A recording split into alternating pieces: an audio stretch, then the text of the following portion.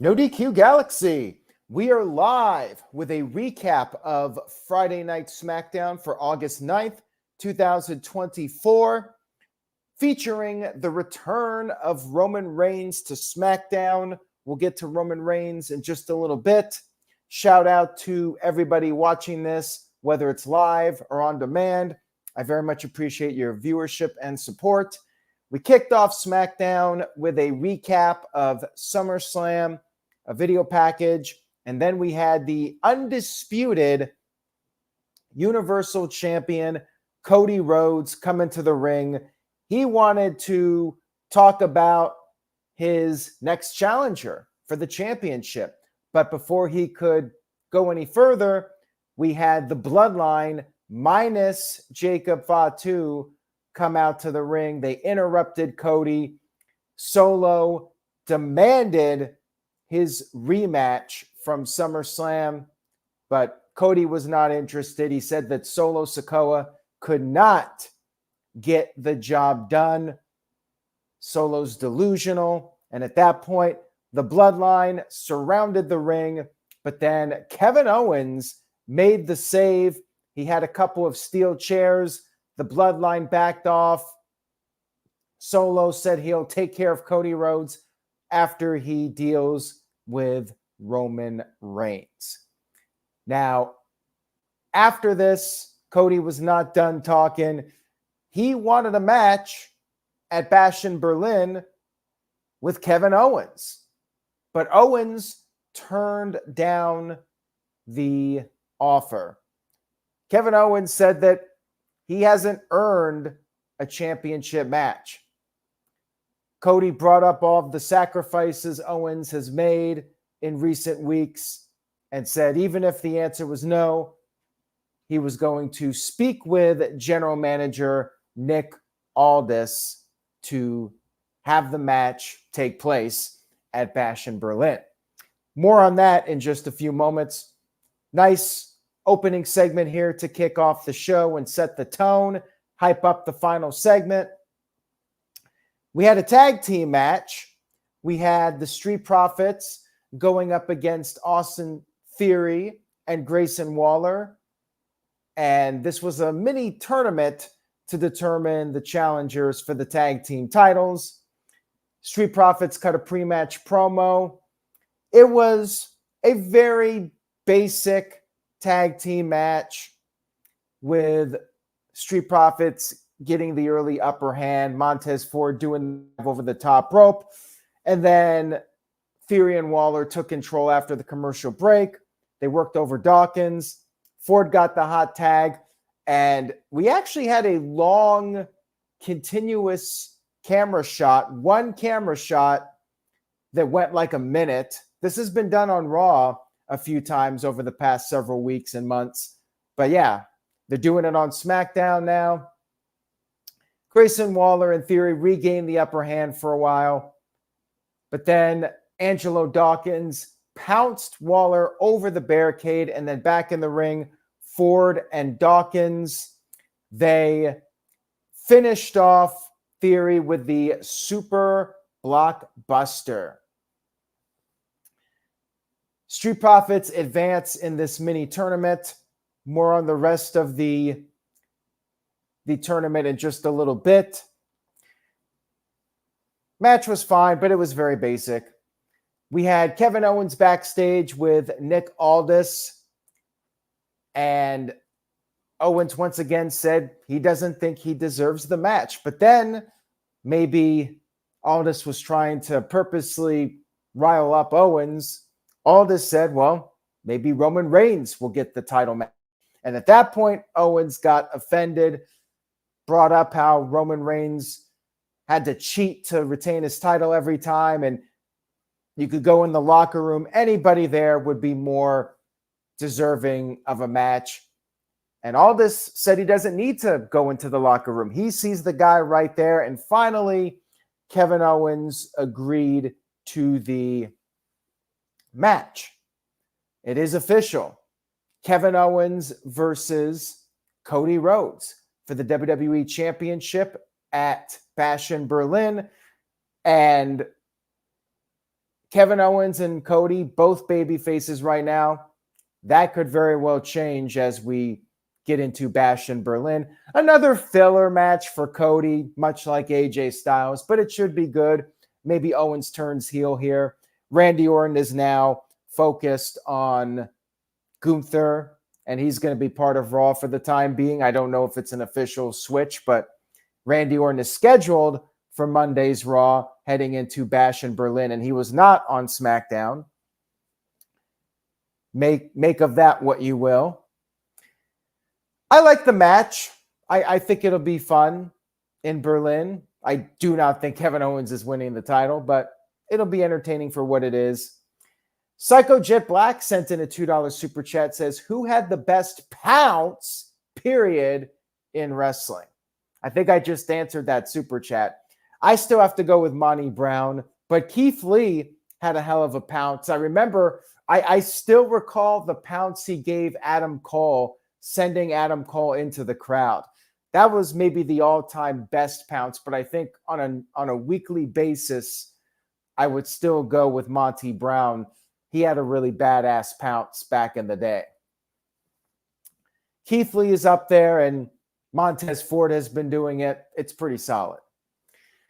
Backstage, Tiffany Stratton hyped up next week's championship celebration for Nia Jax, the new women's champion. Then Pretty Deadly approached her, wanted her to plan their upcoming tag team title victory party, and then offered her to be part of their musical. She blew them off, and then we had a little confrontation with Tiffany and Chelsea Green and Piper Niven. They think that Tiffany is just using Nia Jax to cash in the Money in the Bank contract. We'll see what happens. We'll see if they're right on that. Next up, we had Jade Cargill versus Alba Fyre. Almost a squash match here. Fyre got in a little bit of offense. You had Isla Dawn on the outside trying to help, but Bianca Belair prevented that from happening. And then Jade quickly picked up the win with Jaded. It didn't even get a commercial break. Very short match here. Not much to it. We had a post-match attack. Blair Davenport came out there, but then Naomi made the save, and we had a match set up for next week, Naomi versus Blair Davenport. Segment was fine. I've given up hope that Naomi is going to be involved with the Bloodline. This is what she's doing now. We'll probably get a 6-woman tag team match at some point, but I'm ready for something different with Jade Cargill and Bianca Belair. I don't know if it means a split or they turn heel or one of them turns, but that's what I'm waiting for at this point. Shout out to Psycho Jet Black, who's now just trolling me. Imagine a Rift Aronson musical. I'd rather not. I am perfectly content leaving Rift Aronson in 2019. No more Rift Aronson. Let's not imagine it. John Lennon was a dreamer. He imagined things, but I don't even think he would imagine something like Rift Aronson. I mean, he'd really have to be on something. Forget about LSD. He'd really have to be on some kind of crazy-ass drug to imagine a Rift Aronson musical, as would anybody else. So thank you for that, Rift Aronson fanboy, Psycho Jet Black. Moving on here, we had LA Knight, the new United States champion, coming to the ring, very over with the fans. Talked about how he's a marked man, but he's always been a marked man since he arrived in WWE. And at this point, sure enough, Santos Escobar and Legado del Fantasma interrupted. Santos said that LA Knight is going to be the opening act to his reign as United States champion. And then Andrade showed up for a match, and we had that coming up in just a few moments. But first, Psycho Jet Black sent in another $2 super chat. Says, imagine a no DQ musical with me singing. That might be the only thing worse than a Rift Aronson musical would be a no DQ musical with me singing. You don't want to hear me sing. I did not I did not inherit my dad's singing abilities. I will admit my faults, and definitely one of my faults is trying to sing. Anyways, let's get to the match. Andrade versus Santos Escobar. You had Legado del Fantasma on the outside. You had Baron Corbin and Apollo Crews evening the odds, and then it was down to one-on-one. They had a really good match. I would say this was definitely the best match of the show, where they were given a good amount of time. It was competitive, back and forth. You had Santos targeting Andrade's arm in the early going, and then he attempted a superplex, but Andrade countered with a power bomb out of the corner. And then after the break, Andrade got in a lot of offense. He did a top rope crossbody, 3 amigos, but then Escobar regained the upper hand with a pretty cool-looking Poison Rana out of the corner. And the crowd started chanting, "You still suck" at him. Andrade then made a comeback, but then Carmelo showed up.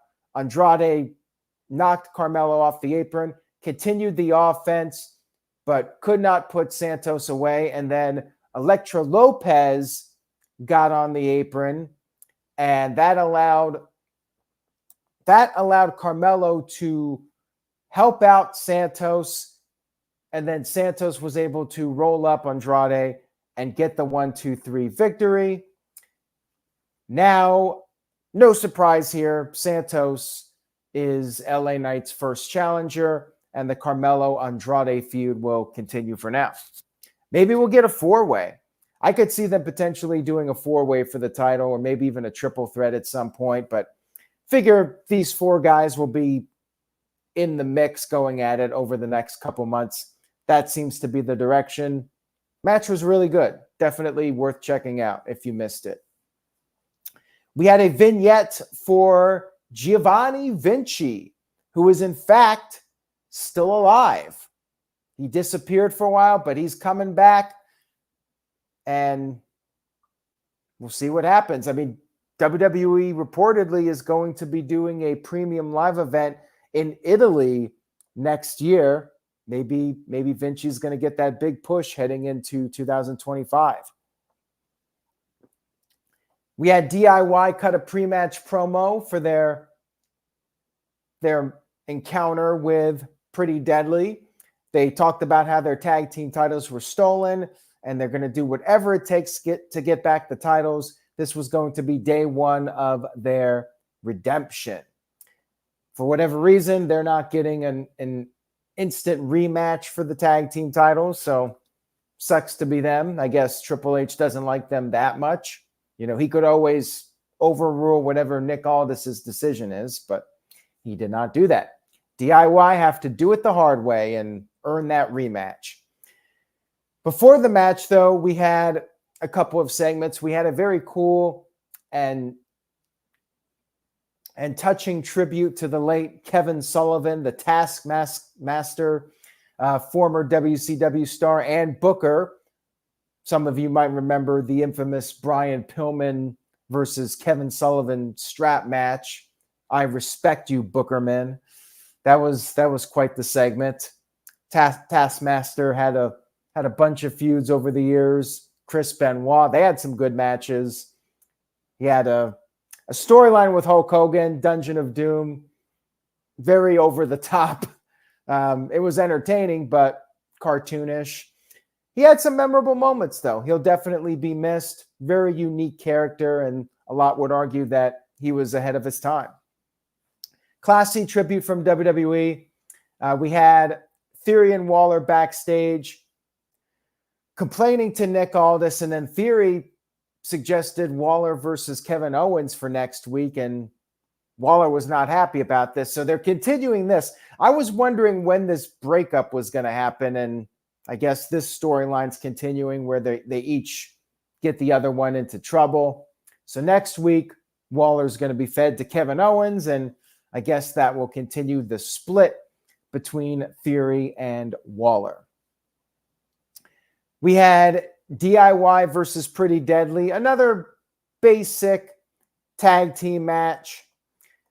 You had Pretty Deadly doing DIY's taunt when they're sitting on the apron.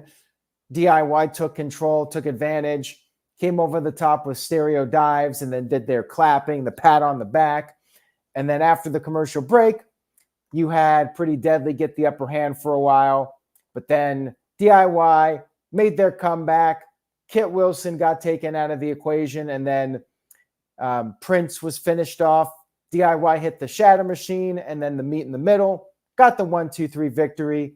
And now they will face Street Profits. Winning team gets the next crack at the tag team titles. They're both babyface teams, so it could go either way. I feel like it'll probably be Street Profits just to change things up, but we'll see. Oh boy. Psycho Jet Black sent in a $2 super chat. Best and worst Dungeon of Doom moments. With all due respect to Kevin Sullivan, I can definitely think of worst Dungeon of Doom moments than best moments.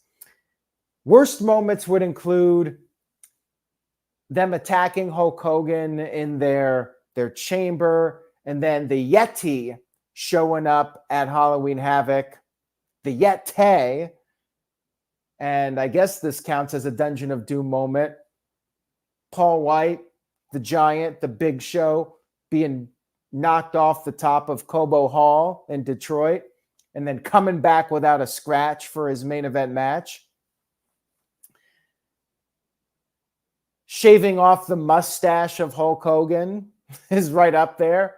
Not sure if that's a best or worst moment. Maybe it was a best moment. Think of it this way. Maybe it was a best moment because Hulk Hogan would come out dressed in black, and it was kind of like testing the waters for Hollywood Hogan, go into the dark side, and then less than a year later, he would go full-blown Hollywood Hogan with the black and white. Without that Dungeon of Doom segment, would we have gotten Hollywood Hogan? In a way, maybe that is the best Dungeon of Doom moment, when they shaved the mustache of Hulk Hogan. Anyways, enough WCW. Back to SmackDown. We had our big main event segment of the show. We had the Bloodline minus Jacob Fatu again. They were in the ring. Solo getting a ton of heat. We had the censoring from Fox, which we only got about a month left of SmackDown on Fox, thankfully. I say that because I hate paying $75 a month for YouTube TV. Once the switch is made, I'm going back to Sling. Sling is like $40 compared to YouTube TV, which is $75. The only reason I have YouTube TV is for Fox. I don't watch football or any other sports. I only need Sling really for WWE and maybe a few other things. So I'm very happy. My wallet's going to be happy that the switch is being made next month. And, you know, sometimes we get the preemptions, which I'm not a fan of. And that should change with the USA move. Anyways, Solo getting a ton of heat, said he's the new tribal chief. Crowd was chanting, "We want Roman." And he said if Roman Reigns wants the tribal necklace, to come and get it. Roman Reigns showed up. Massive pop. And I do like his music. It is like a remix of his old music. And nothing wrong with it. I definitely think it'll catch on with people, and it already was on this show. Roman came out there, immediately got into a fight with the Bloodline. He took out the Tongas. Crowd was chanting OTC, Original Tribal Chief. Reigns got into the ring, and he got into a fight with Solo. He got the upper hand, but then the Tongas pulled Solo out of the ring to safety. Roman went for the tribal necklace, but then he got jumped by the Tongas. Roman was able to fight them off. Solo did regain possession of the necklace, and then Roman gave Superman punches to them. He speared Tama Tonga through the barricade and then grabbed the steel chair and just beat the crap out of Tonga Loa with the chair. Crowd was just eating this up. I mean, This was like Steve Austin level pop for Roman Reigns and just overall crowd reaction. Just incredible how much the crowd loves Roman Reigns, and it's all organic. WWE spent 4 years with this storyline, and it has paid off big time for the company. Roman Reigns is that Steve Austin level babyface that Vince McMahon always wanted. Great ending to the show. Now, of course, all is good right now for Roman Reigns, but what happens when Jacob Fatu is back? And Building Nexus sent in a $2 super chat. Thank you for that. Will Solo Sikoa bring in Hikuleo to be part of the bloodline? That could definitely happen. I do think it's just a matter of time. Roman Reigns, whether it's Hikuleo, Jacob Fatu, or just all of them put together, the numbers are working against Roman Reigns. He's going to need some help. Jimmy should be back at some point, but even that won't be enough. And I do think we're getting the slow build up to the Bloodline versus Bloodline match at Survivor Series War Games. To me, that's what makes the most sense for War Games.